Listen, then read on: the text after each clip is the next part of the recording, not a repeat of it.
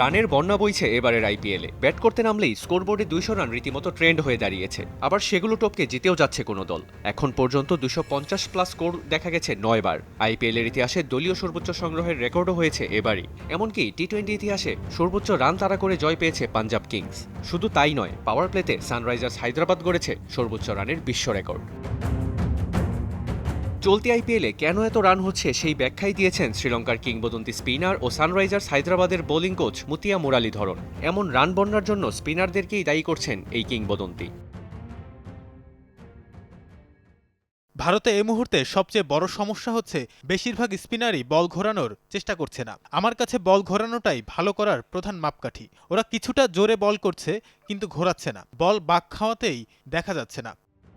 মূলত এখানেই স্পিনারদের ঘাটতি চোখে পড়েছে টেস্ট ইতিহাসের সর্বোচ্চ উইকেট শিকারীর। বল টার্ন না করাতেই ব্যাটাররা হাত খুলে মারতে পারছেন বলেও মনে করেন তিনি। স্পিনাররা যদি বল ঘোরাতো, টার্ন করতে পারত, তাহলে ব্যাটসম্যানদের জন্য পরিস্থিতি সামাল দেয়া কঠিন হতো। আমার মনে হয় এ কারণেই স্পিনারদের বল ঘোরানো শিখতে হবে। শুধু তাই নয়, অভিজ্ঞ স্পিনারদের অভাবের পাশাপাশি স্পিন বান্ধব পিচের অভাবকেই রান বন্যার অন্যতম কারণ বলে মনে করছেন এই লঙ্কান সাবেক।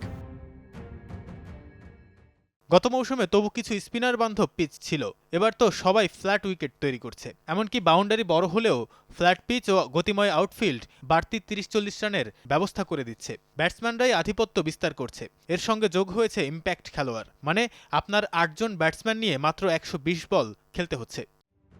এবারের আইপিএলে বোলারদের রীতিমতো শাসন করেছে সানরাইজার্স হায়দ্রাবাদ। পয়েন্ট টেবিলের টপ 4-এ অবস্থান করছে মুরালির দল। মেহেদী রিয়ান, যমুনা স্পোর্টস।